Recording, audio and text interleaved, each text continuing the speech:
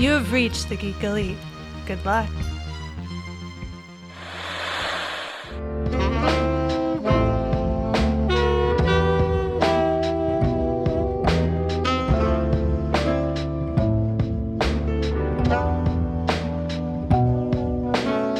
Welcome back to another episode of Love of Pages, the Geek Elite Media Network book club. Words are hard today. Words are really, really hard today, which is why we're reading a book about writing a book, essentially. The book that's the book in the book. A book within a book within a book podcast. Bookception. I am Elizabeth, and I am joined, as always, by the lovely crew, Naimah, Jessica, Hi, and Steven. Though this was better than being called moderately okay looking. I knew you were going to bring that up. He was like, and Steven. Sorry. It was too funny. And I know you can take it. Oh, no, yeah. I know you believe in yourself. Absolutely. I know you believe in yourself. So we are finishing up today The Invisible Life of Addie Larue. Boop. Stephen and his audiobooks. Silly audiobooks. They're good. So, before we jump into the third section, what's everybody drinking tonight? I guess I'll start. So I'm drinking a fizzy Manhattan, which is just a good string of luck from the amount that I love Sprite and the fact that I had whiskey in the house now. So thanks, Elizabeth. Jessica? I'm drinking a London lemonade, which is lemonade with gin in it. That's what makes it London. And I chose this because I go to a speakeasy in this. And Yep. I figured gin and lemonade would probably be something you'd get at a speakeasy.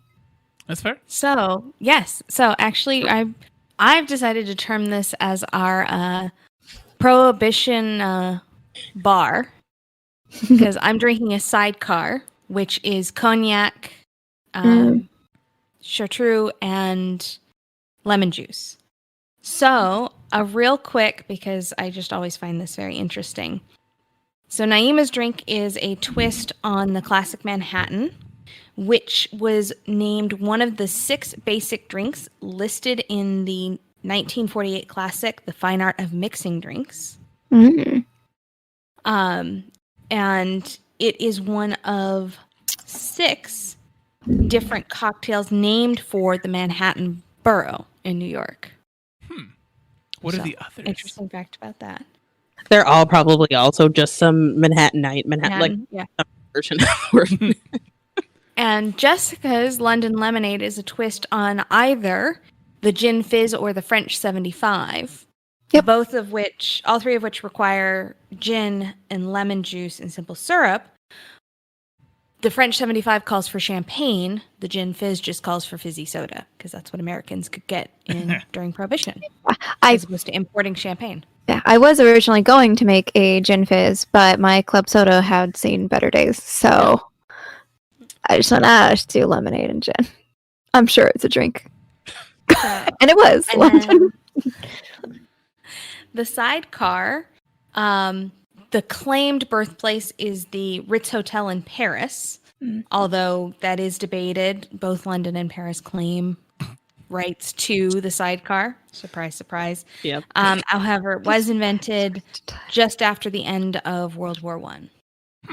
And it requires cognac, orange liqueur. I used Cointreau. You can also use triple sec, and then lemon juice. And I should have sugared the rim and done this in a coupe glass, but I wanted to enjoy my martini glass that Jessica bought me for my birthday, and I'm just kind of sugared out. So the concept of sugaring the rim was like, made me a little sick to my stomach.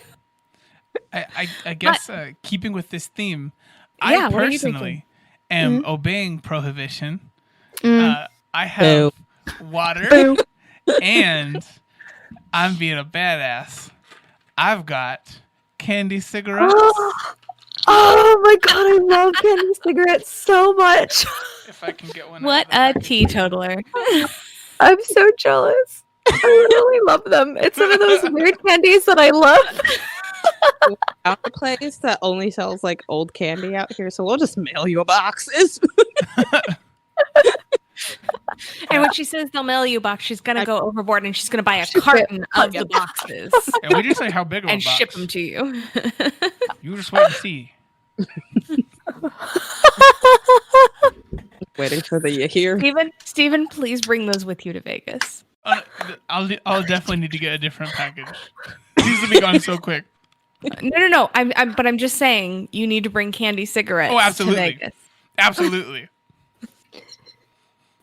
Whenever we go into a bar, I'll take a nickel nip, and I'd be like, yeah, I'm gonna crack one open. Oh God. What I'd pay to be a hidden camera. Someone telling you can't smoke in here, and you just starting to eat it. just Just like it's like, excuse me, you can't smoke those in here. I'm sorry, what? What was that? You were saying something? The look of horror as it washes over the 21-year-old's face.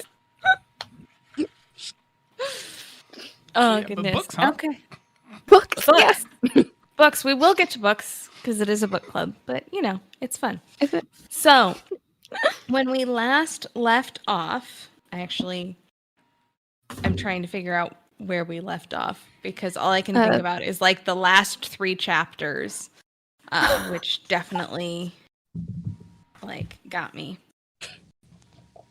A few. Oh, yes. So when we left off, we just discovered that it's so that Henry could write down Addie's stories. So we read parts 5, 6, 7. I think it's just the 7. Yep, that's it. 5, 6, and 7. Ooh, What 7 are parts, everybody's 7 stars, kind of 7 general? freckles. I'm with how short that last part is, I'm 100% certain they were doing that. Yeah, 7 freckles, 7 parts. Definitely. Yeah. But general thoughts. I came away with it at the end. Like, I liked the opening better than... Well, I liked the middle part of the book better than the opening and the ending. If I'm putting them in order, I like the middle part first, beginning second, and third. Oh, okay. I'd put it farther down the list if I could. I just feel like I got to the end of this book, and now I feel like Addie's one of my friends that I've continually told to stop being in this horrid relationship that I keep walking back into. And it's like, no, it's okay. I'll be fine. And then it's just like, I want to care still. I really do. But I'm losing the ability to be able to fight this for you. So, yeah. Jessica, general thoughts? I had to add in my own stuff to like it. Okay. Interesting. Well, you have AU fan fiction? No, it's not even that. I just had to think of... I'm like, okay, maybe she just becomes her own goddess in the end. That's what if I considered it, this is the birth of a goddess, then I liked it. But other than that, it was okay. Like, it was a good book. It was a good read. It was well written. But I was like, I don't know how to feel. So I actually liked the ending quite a bit. And I liked that it was not really an ending. Because oftentimes I feel like books force the tie it up in a pretty bow. And I kind of like that it clearly didn't leave it open for a sequel. There wasn't going to be a sequel. No. But it left things open to your imagination. Jessica could determine that this was just a goddess's birth, a trickster goddess's birth. So real quick, broad brushstrokes of the last section of the plot line. We come to find out, so we go through Adeline and Luke's relationship build from hating each other to Luke basically, quote unquote, falling in love with her and the huge blow up and burning down. He gifts her a house in New Orleans. They burn it down in a fight because he says the word surrender. And that's a trigger word for her, as it should be. As it very much should be. Don't give yourself away. So, and then You're going to get us copyright stricken. I know. I'm sorry. That's why I'm talking over her. It's fine. So then we get to the anniversary date, and we come to find out that I think it was both Jessica and Naimah, maybe Stephen, that Luke did in fact put Henry on her path, specifically arranged this deal. Yeah. Although it seems more like an arrangement by circumstance. Like Henry asked for the right deal, and he's like, I could make this work. As opposed to like actually hunting Henry out in particular because he looks so much like Luke. Because you get this commentary about, well, I guess I should be flattered that he looks so much like me. So come to find out, Henry has made this deal not for a lifetime, but for 1 year. 1 year, which really kind of sucks. So Luke agrees to Addie, go on a date with me for 1 day, 1 evening, and I'll consider bending Henry's deal. Mm-hmm. That obviously blows up in Addie's face as Luke intended. And he ends up taking 6 days from her and Henry. So you get the kind of play out how those last days kind of count down. But then we come to find out at the very end, just as the clock strikes midnight on Henry's last day, that Addie's been playing the long game over the last few months and made a deal with Luke to bend the rules. Essentially, she agrees to become his wife or his partner or I would say I don't trophy. even know what to call it. Trophy? Yeah. Maybe trophy? Yeah. Trophy for as long as Luke wants her to be by his side in exchange for Henry's freedom from the deal. And that Henry remembers her. Mm-hmm. Oh, yeah. So it closes with Henry having published The Invisible Life of Addie Larue without an author's name. And we come to discover that Addie was very particular with her words because she has spent the last 300 years learning what pisses Luke off.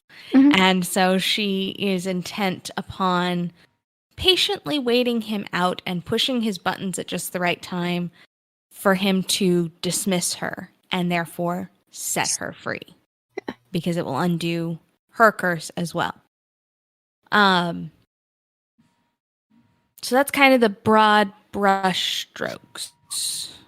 I think I caught most of the highlight points. I would like to note one thing. Go for it. Y'all Jessica. made me crazy. Well, made me think I was crazy by saying that she always had the ring. And I like to know it was confirmed in this part that she did not always have the ring. Luke gave it back to her. This Because is y'all true. had me crazy. I was like, no, it went away when she made her deal. I was going insane. So I was wondering, I was thinking of you in that part. I did also appreciate that basically all of our predictions did come true in some format. yeah. Like, because we talked about her potentially losing Henry at the end of his life. That's what he was supposed to occur at the end of this year. We talked about Luke possibly having put them on a collision course. We talked about her figuring out a way to reverse and somehow having them die together at the same time. They didn't die together, but she did reverse the curses. Did anyone make that one serious? Like I joked about it. I didn't think that's what they would do. I made the the Nicholas That would've Sparks been horrible. reference? it was Hunger Games. Yeah, I made that joke, yeah. but I never meant that one. I didn't think this book ended with them dying together. That would have been horrible. That would have been real bad. I Yeah. actually thought that might happen because it seemed like that depressing kind of book that could occur. They did. I wouldn't definitely go into conversation about the book and everything. I still people categorize this as a fun book. Not Everyone a on the fun internet- book. Everyone on the internet lied. I don't think there's anything like, I guess, like extremely saddening about the book. Like it didn't bring up any like specific like emotions in me or make me angry or be like, Yeah. yeah. It was a Yeah. fun read versus like the content itself was like overly joyous. It's just coming off of another book that I had just read, the first book that Hank Green had published. That was a more fun time, even though Jess will agree, the main character, eternally frustrating. Still more fun than what this one was. I feel like I'm just used to books that are more downers. That's true. Like Yeah. we just finished American Delirium, which was neither a downer nor happy, but it was just very confusing. And the book he chose next, he just prefaced with, "This is depressing and about a pandemic." And I'm like, okay. Oh, they're gonna read the Down Days? No, it's a French book, but it's about Ebola. So not this pandemic, but an old pandemic. Oh. You know, just shit, you know. But, like, A quote unquote old pandemic like Yeah. 8 Just a years few ago. old. Yeah. We don't currently have Ebola right now, right? but like, so the thing that like got me the most about this last part is I think Luke to me was more humanized in this portion than ever because his ego got bruised so many times. So many times. And I feel like honestly him saying that he set them on a collision course was ego. Like I don't think that actually happened. I think agree. it ego, and he was like, "You think that this just would have happened?" Like looks to the side. I totally did. And she's like, "Why?" And he's like, "Because it's what you wanted," as if I had ever given you anything that you wanted before. Let's go and like, Yeah. and like he's not super jealous that she's spending time or thinking of Henry at all. Mm-hmm.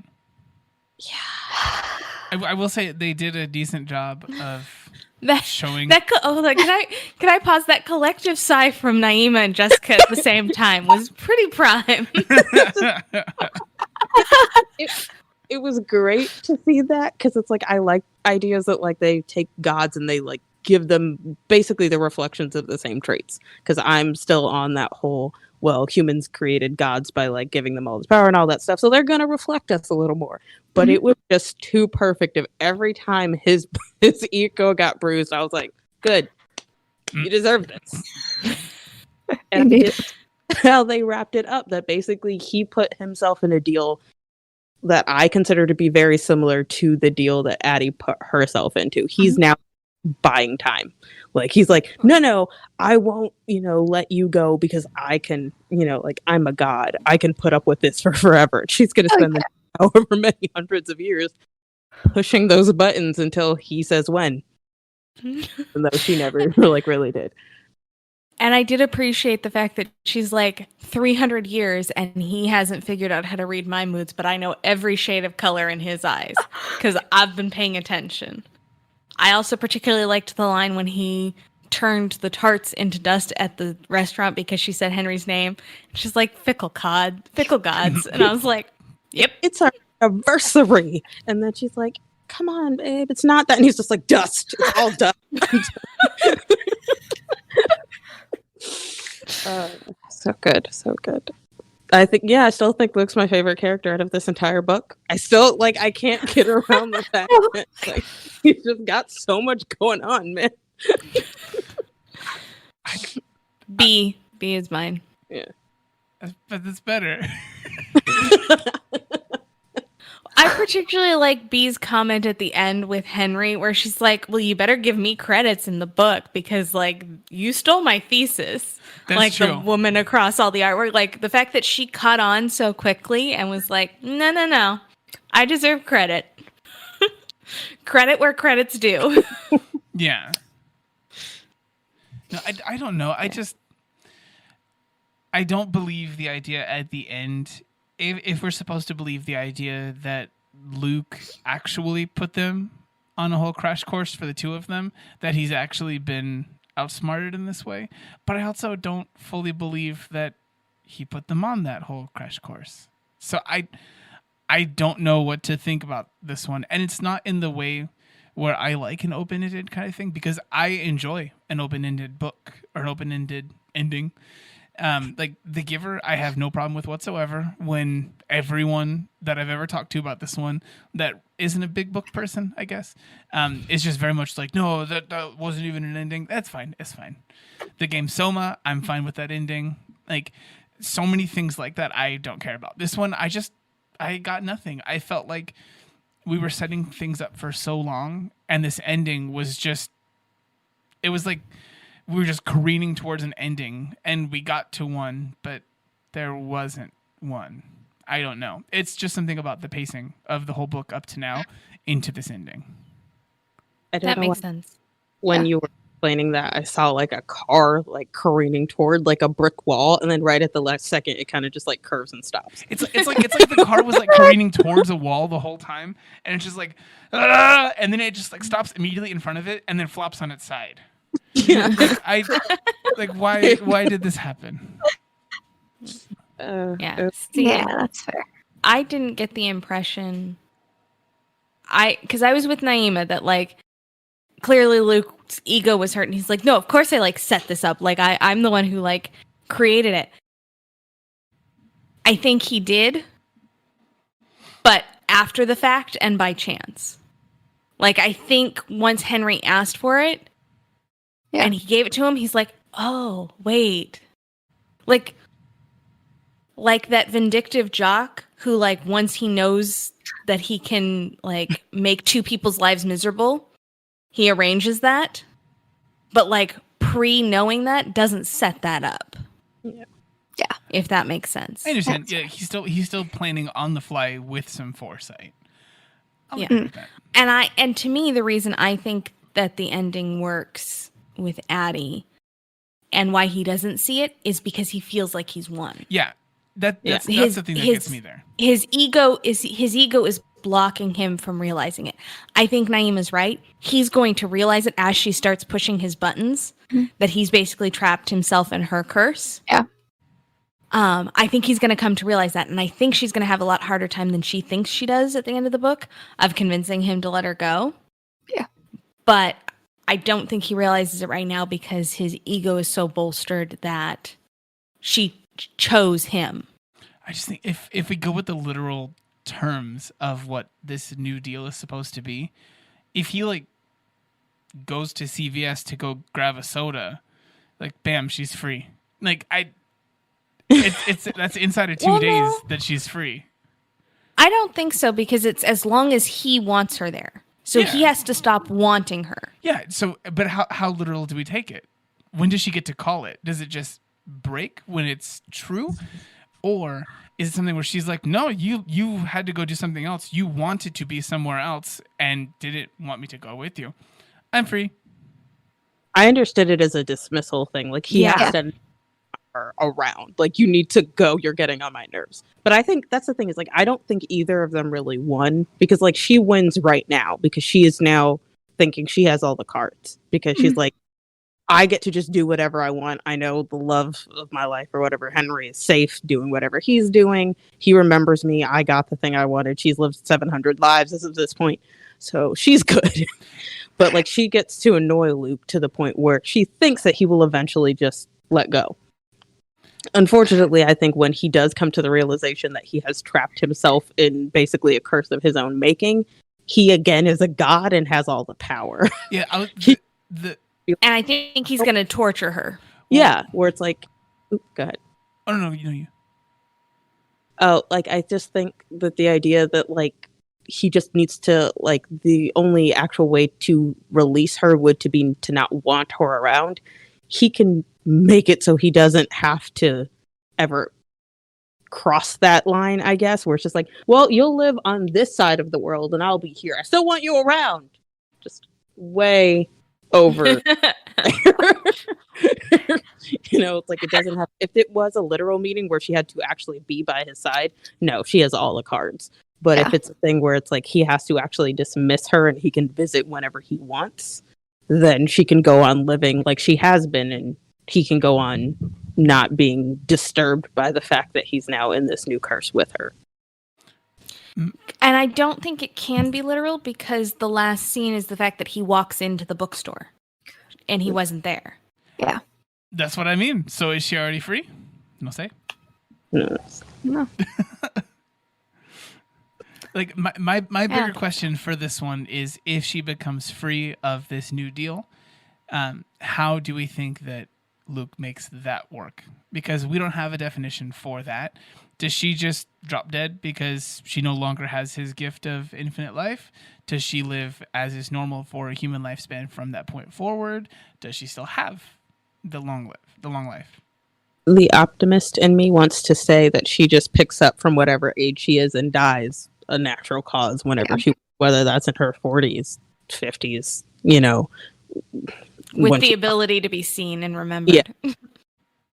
Which again might not be as great as the ability to I feel like you kind of get into that weird feeling of we only have our life to live, and so we don't know really others and if it's better, but we spend our whole lives I would love that, or my life would be better with that. And so she's gotten this sort of run around Try it all out. Yeah, if time wasn't an issue and you could do everything, you could see the world and do all the things, and then all of a sudden be thrown back into regular life, would she even like it? You want it back, but ugh. Now you got to get a job. I was gonna say that's the part that I found interesting is when Henry challenges her on it, she very clearly still feels guilty about stealing. And I'm after 300 years, wouldn't that guilt kind of fade? I think she only feels guilty because Henry called her out on it. Yeah. I don't think she would normally feel guilty, but because before, Precious Henry said it, she's something made it work before. Yeah. In this situation, there is a consequence, like an injured party, even if it's just his opinion of her. Yeah. And I think just from that conversation that she had with him, that I don't think the guilt's necessarily coming from her, but Luke mentioned that someone always where do you think this comes from? Someone always gets the repercussions of that, whether you steal food from a store and seriously missing, someone feels that it's not just you. So, there are always consequences. Yeah. I did think back to earlier in the book, way earlier. We got the situation where she was playing piano, I believe, in the musician's apartment. Who we had come back around. That was nice. But no, she played piano in that apartment, but she's not supposed to be able to affect things past a certain amount of time. Why does the string of a piano not fall to this? The resonance of it. It should only go for so long. But I guess we make exceptions for the fact that clothes are displaced by her. Otherwise, she would be walking around naked all the time. Well, I think the piano would still work just because she's still she's corporal. She can touch things. I mean, I don't think it would be a thing if she's holding the thing and it's it lasts for any long time. I mean, the sustained resonance. Because some things it'll be she'll look at something and she sees it, whoop, go back up or whatever. And that's the thing that always throws me off with how did she steal something and there were repercussions for that? Because in my mind, it should have just sort of disappeared from people's minds. I guess she might have a sphere of influence. Yeah. If her continued effect on that thing is there. It's outside that. So long as she is touching it, it can be touched. But the minute she stops, and I think that the piano, the best example is when she spills the drink on the actor's papers. The cup has still fallen over. The liquid, however, just gradually disappears and doesn't affect the paper like it should. Yeah. So to me, the sound still occurs, but she wouldn't be able to capture it. It wouldn't be recordable. Yeah. Because it can't stay. Yeah. It's just an oddity. I don't know. It's weird. That's the thing that are hard to write. And write successfully. Everyone attempt to write your own, see if it looks good. No. Yeah. So I have student loan debt. I have a nice template for a curse. Even that has holes in it. I haven't exactly figured out the holes for that curse yet, but there are some. The only holes that are in mine are just the things that are keeping it in that 3-ring binder in the record department. Nope. Listen, if we hold out hope for long enough, someone will get rid of those loans. So that's what I'm banking on because I have too many. So Eventually, we just die, and then they go away. But there's a hole.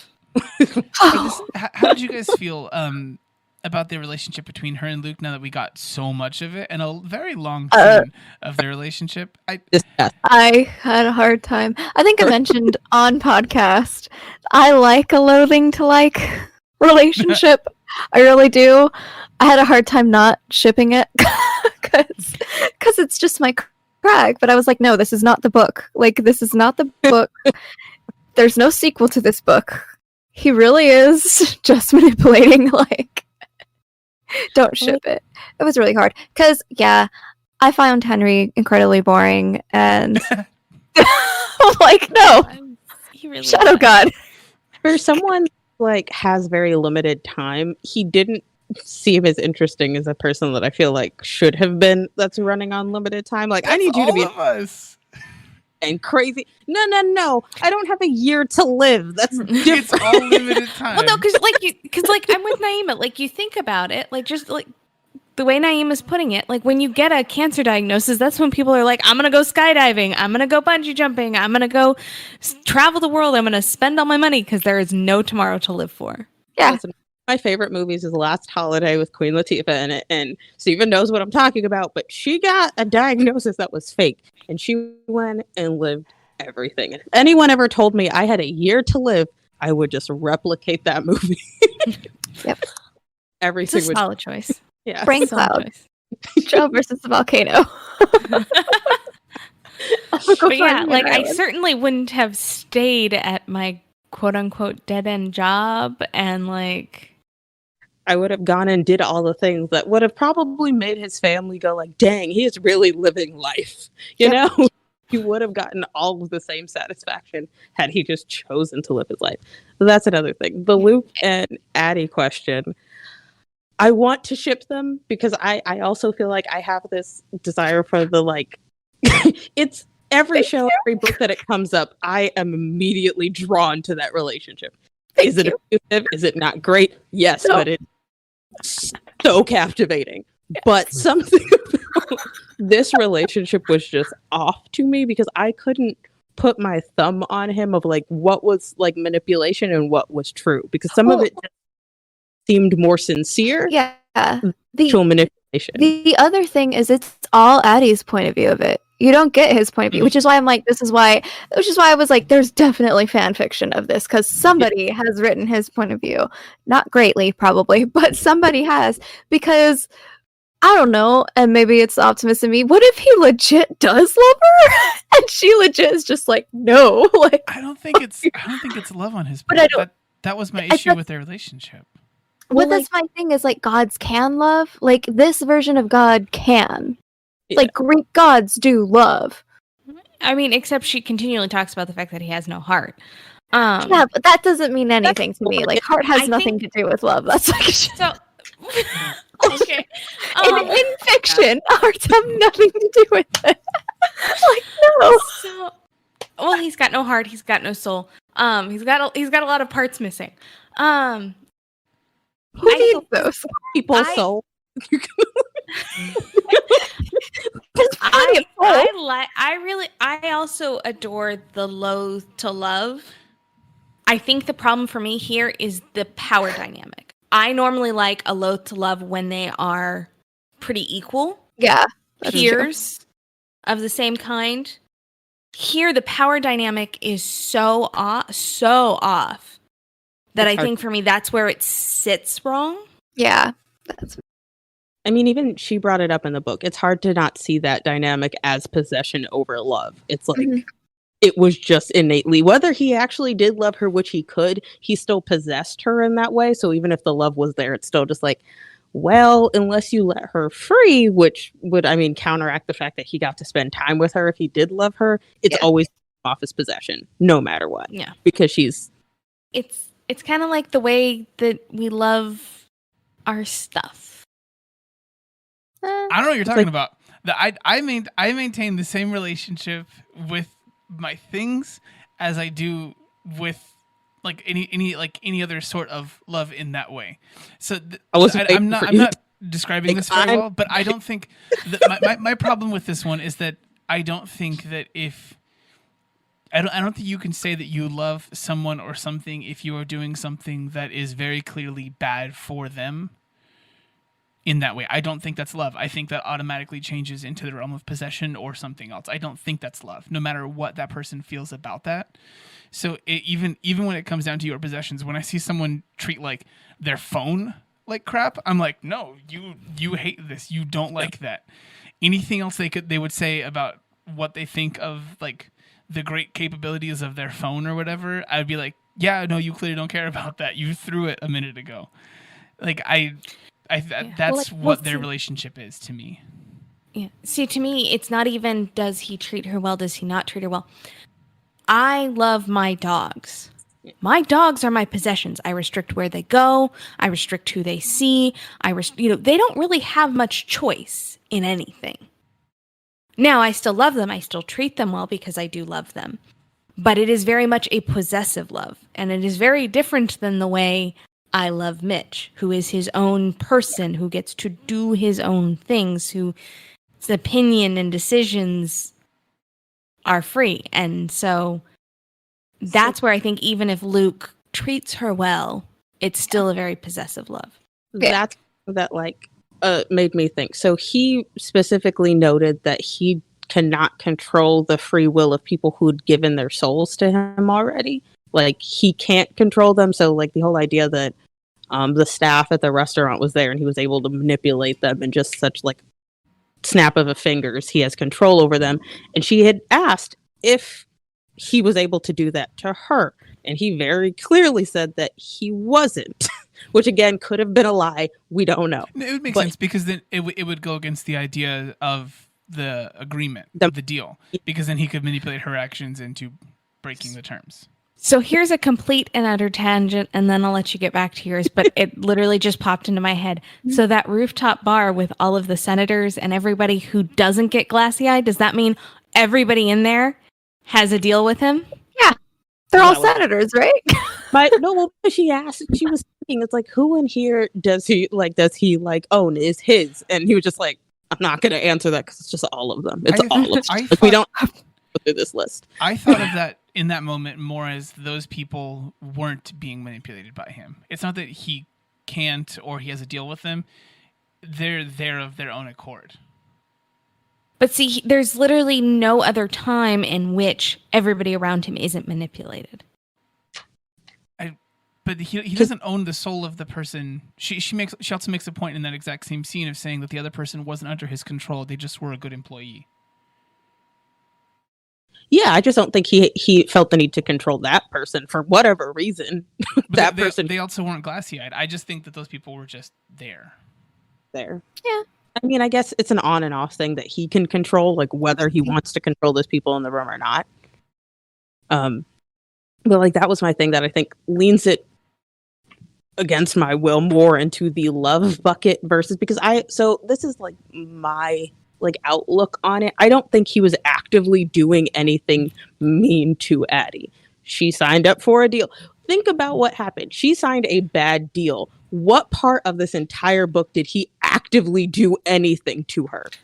The Estelle stuff when he turns her old and crippled. Yeah, that was a little bit vengeful. Yeah, that wasn't great. That wasn't great. And like definitely like when he dumps her from Paris to Florence or from like it turns out well in the end, but he definitely was intending to make her miserable. Okay, inconveniences her in that one party.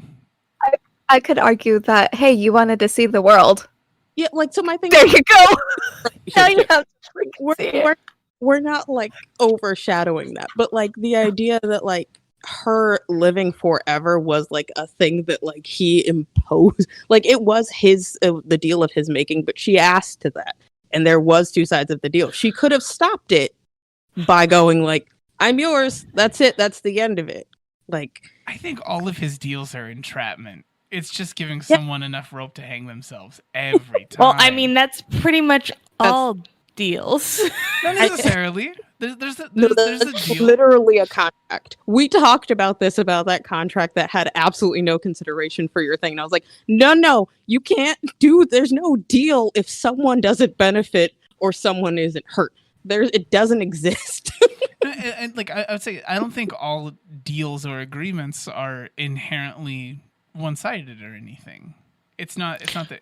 No, but they are all intended, like, a good deal is where everybody walks away thinking they got one over the other person. Yeah. I suppose. That's what's considered a successful deal, is if everybody walks away going, yeah, I pulled one over on somebody else. I guess I've just never... I constantly am presented with the idea that I am not like other people in this regard. I refuse to work any job that even offers the idea of a commission because I think they're inherently predatory. People are incentivized to step on someone else's throat to lift themselves up. I just can't in anything. If I go to Goodwill and I see something that I know is worth like $1 million and I could buy it for $3.99, I would not take that $3.99, leave with that thing, and then have $1 million. I would take it to the people who run Goodwill. I know how their system works. I would say, you guys probably want to list this online with one of your online bids. This is worth a lot more than what it is. That's just me. So that, to me, that Okay. second example sounds wonderful. I know Elizabeth was watching my face going, happening. Like, I like the second one because that's just the person obviously doesn't know how much that's worth. I've seen that on many television shows where a person walks in with something that's basically priceless, give it to a pawn shop, and they're like, yep, we'll take this. And then next thing you know, the news is all over the place about all this like famous artwork, blah, blah, blah. But my thing of just like with commissions and stuff like that, that's everything for me in life. It's like someone is going to benefit off of someone else's detriment. Like, you don't have to actively like go for it, like, not saying step on people's necks to get where you're going, but like the same way that like, oh yes, if someone gets a commission at a job, because I've worked on commission-based jobs before, I'm not actively at that job going like, I'm gonna force this person to take this because it benefits it's me. just nothing. But take it, I get good on it. Nothing like is sold. Nothing has a commission that is so good of a product that a person would buy this naturally. I mean, I worked in insurance.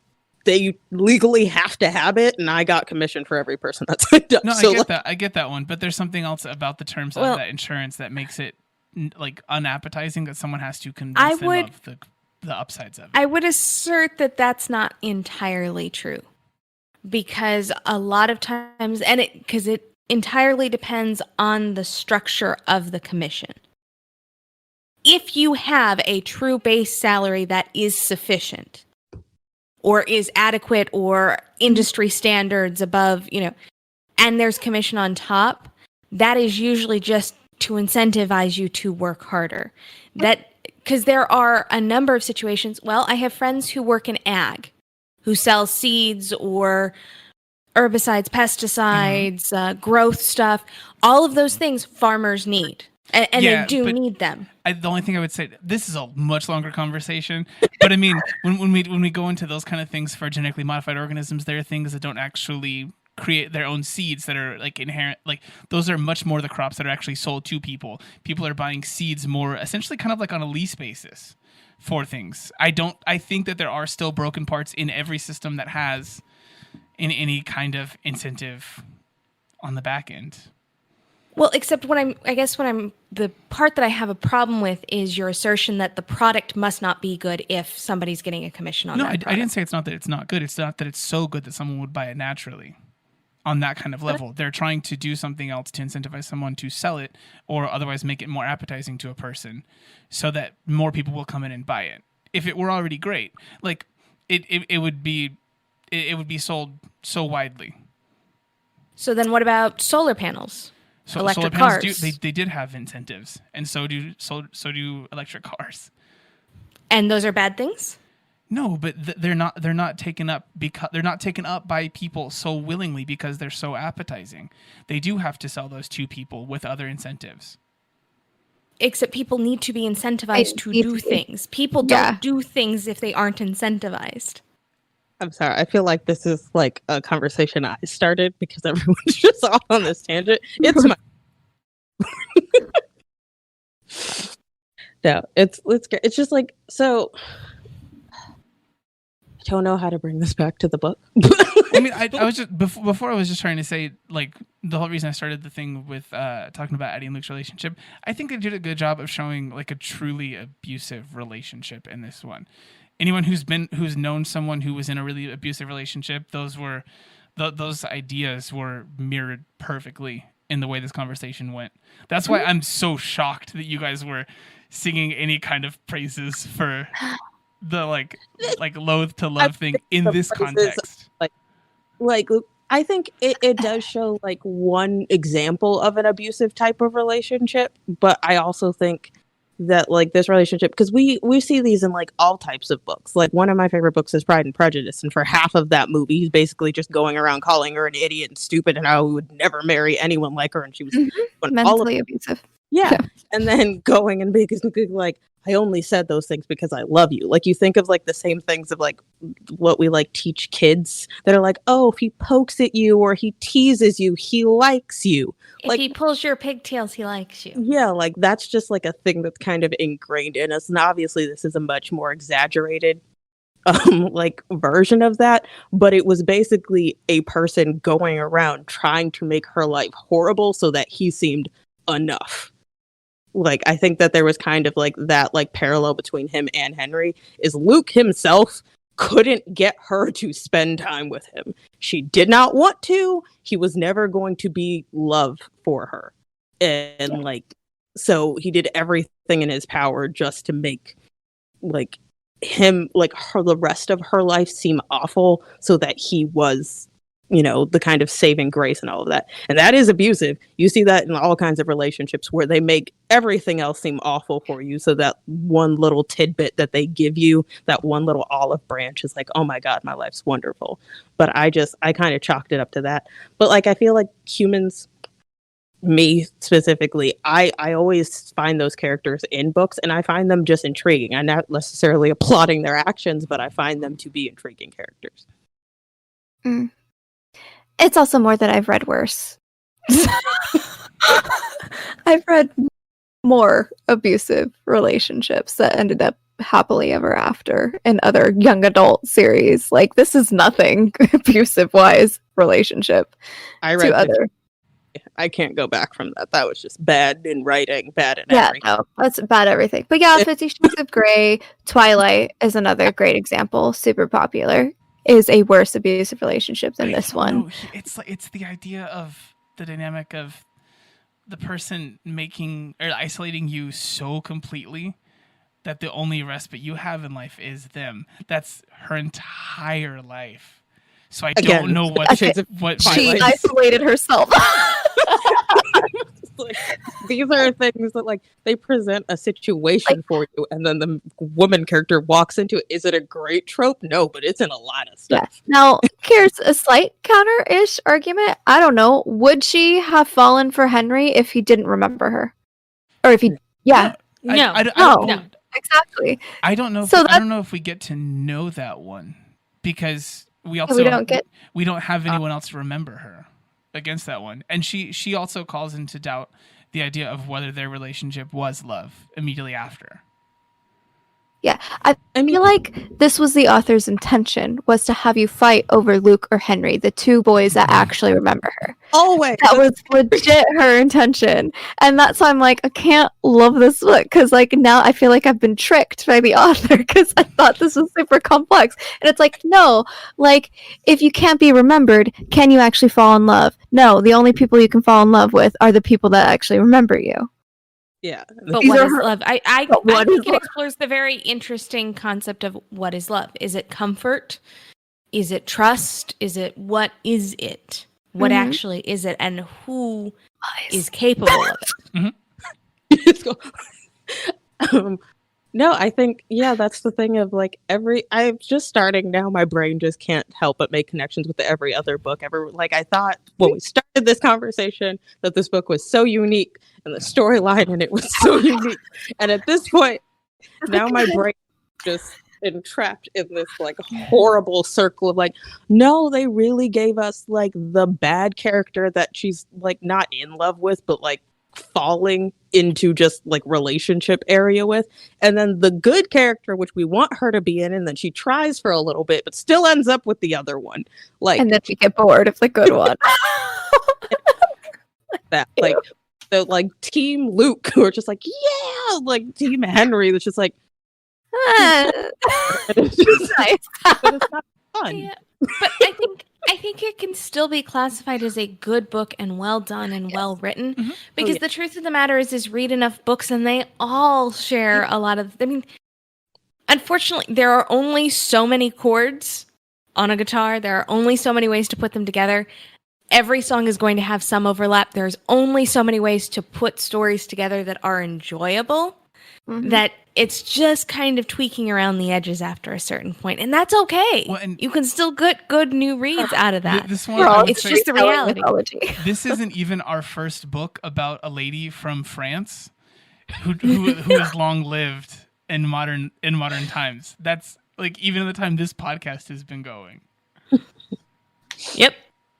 But like I appreciate that though. It's just the thing of like humans have got so much to offer emotionally and like story-wise that they're like, we're gonna tie this a slightly different way. This character lives here instead, so their experience is slightly different. It ends the same way, guys. Like you're humans, you die. You're humans, you fall in love. You're humans, like you may fall in love with the wrong person. It's you've got like a life to live. Books characters have like a life to live. You can't just like throw a wrench in it and be like, they loved no one ever. They had no heart. It didn't exist. Like that's not a thing. So Yeah. Well, it makes it a hard character to connect to. yeah, I want someone to try. It's just so I can read that and see if I can still connect to that person somehow. But like, Or even if that Intriguing. can be written, because the whole write what you know thing, can a person truly write about someone that's I mean, I would be very intrigued, but I think we'd fall into the trap that Jessica currently is falling into with this book, and the fan fiction would just impute the love story that doesn't exist in the actual story. love fanfiction. fails. Never fails. You know, it's kind of like the Thor Ragnarok comment about the fact that like there's no love story in there, except for those 3 minutes where it's implied that, you know, Loki went down on Jeff Goldblum. But it's like, so people impute all of this stuff. I didn't get that part either. What the hell was that? But I waited for It it. Why was that scene cut Yeah, out? I don't remember this. It wasn't, but it's literally what people have imputed into the story as being part of the movie. That's not there. They get Like that the all Mandela entirely effect? from like a side glance. I need And to people are like, no, there has to be a love story. There has to be sex in this movie. So Oh my god, it literally pops up on Google. I don't make this stuff up on my own. I am not that creative. I guess like the thing that like people do expect those things all the time, and sometimes it's there are situations where it's that the actual romance between characters will be so poorly written that people have to look somewhere else between the two rivals who have the most going on against each other, just because they still have the most dynamic relationships. Love, hate. But I also think that people see their like own desires and stuff in those sort of things. So if you're currently in a situation where you're having a love-hate relationship with someone, you are going to ship the love-hate relationship in a story. You just are. The same way it's like, I know I have like me versus like some of my more, I don't know, like love-struck friends, like their like outlook towards love is Hopeless romantics. well, like I think I'm a hopeless romantic, but I am not like I don't see it in everything. Like it's not hopeless. Then you're not a hopeless romantic. You're just a romantic. just romantic. But like I have friends that like see it in everything. Like every single thing can be love, and they refuse to be like knocked off that pedestal. And it is a great outlook toward life. If you are that type of person, you keep on believing in that.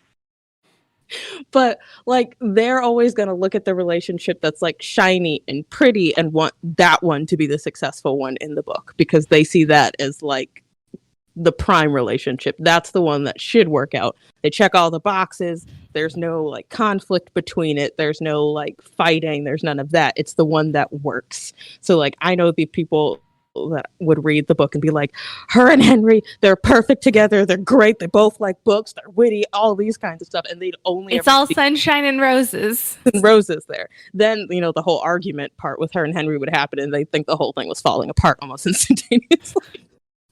But like there's just like that sort of thing where like it reflects kind of, I guess, what your outlook on love is toward a book. So like I know that like some people who've been in probably more abusive relationships would have been like, nah, her and Luke are normal. Well, because it's just something that they're accustomed to. You sound very concerned No, about our past. Because I'm from the opposite side of that one, where I was in a relationship that was absolutely terrible. And I think that's why I get so hung up on the idea of it being so negative. And you recognize it's terrible. No, Yeah, like, honestly, only towards the end and after. When you're in it, you don't necessarily pick up on those things. That's why I think there's such a problem with the power imbalance part. I would also assert that there is some societal. Yes. Both men and women can be abusive. Both men and women can be victims of abuse. Both men and women can be in abusive relationships. Get your lawyer on. Yep. Women are societally trained to see low levels of abuse as forms of love. Yes.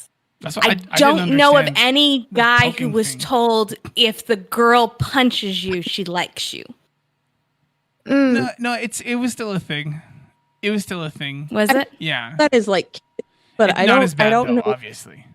Yeah. I don't know where in like adolescence and like puberty and growing up it stays for the girls and guys like, nope, that's not right. Yeah. Nope. Oh, that wasn't true. Stupid. Yeah. And girls don't get that.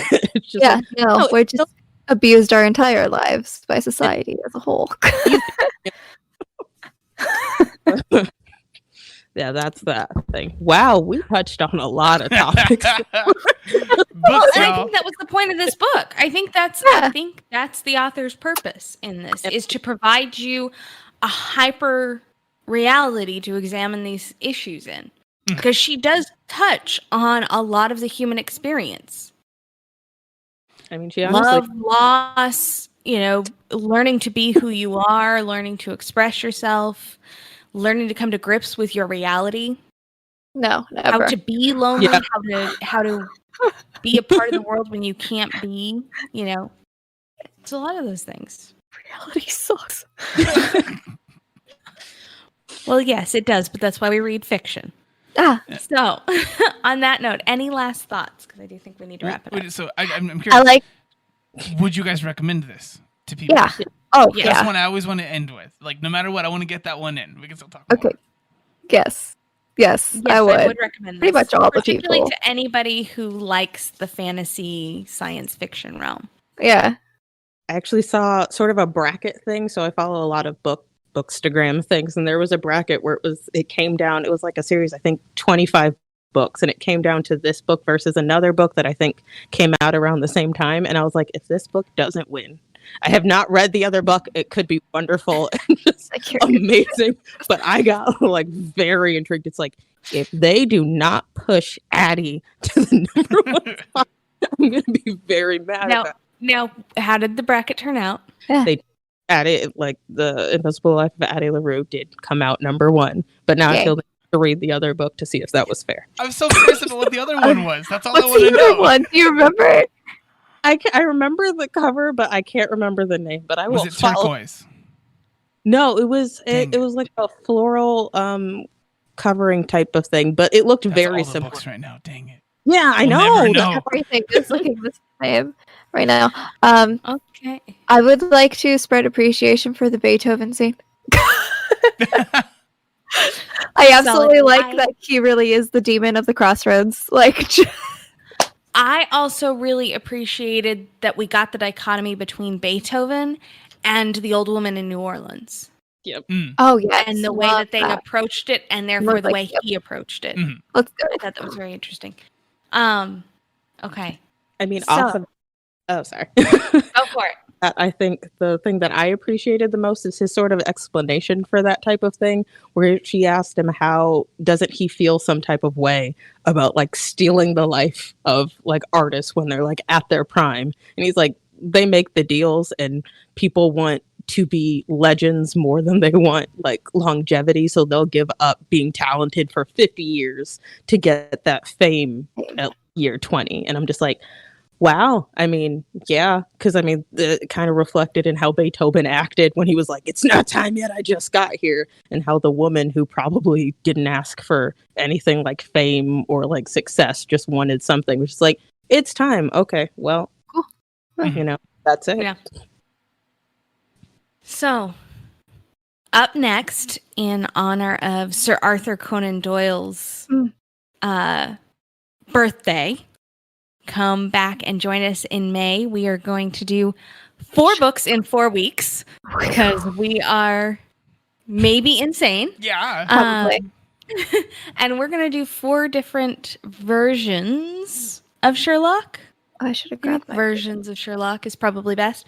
So I'm going to jump us off with the classic, and we are going to read A Study in Scarlet. So join us back for A Study in Scarlet. This is the first of the Sherlock Holmes novels. So there are collections of short stories. But in this story, this is where we get the introduction of Dr. Watson and Sherlock Holmes meeting for the first time and their first case together. So I think it's going to be really exciting. And then we'll have 3 more books for you right after. So grab Study in Scarlet. It's a short read. And then we'll see you back here the first week of May. Mm-hmm. All right. Naimah, if anybody wants to reach out to you to discuss loathe to love relationships, where can they find you? Totally go to Jessica for that first. But Oh, and I've got a different one for Jessica. Don't worry. Oh, no. they can find me on Instagram or on Twitter as Other Pages, Other Places, or on Instagram as Imaginon. Excellent. And Jessica, where can people find you if they want to talk mythology fan fiction? Ooh, mythology fan fiction, which is basically all books anyway, right? You can tweet at me as JM Bailey Writes. And Stephen, where can people find you if you want to continue this conversation on commission-based sales? This is a good one for this. I was actually going to hype my profile on the brand new artist app, Artful. ARTFOL. It's the same handle as what I have on Twitter. It's Peppermint Gent. That's short for Peppermint Gentleman. I guarantee if you're using that application, you'll probably come down on the same side of things with me on that one. Probably. I am definitely the evil capitalist, and I accept it. You can find me with the rest of Geek Elite Media at Geek Elite Media and our Facebook page /Geek Elite Media. Archived episodes of this podcast and other podcasts can be found on our website, geekelitemedia.com. So, if you've also got a few dollars, please come join us on our Patreon page. Our extra episodes, fun videos, and interactions with all of us at the Geek Elite Media Network.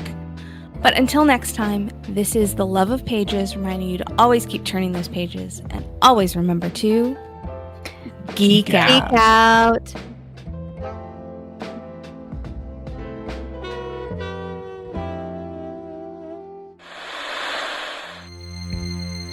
This concludes our broadcast.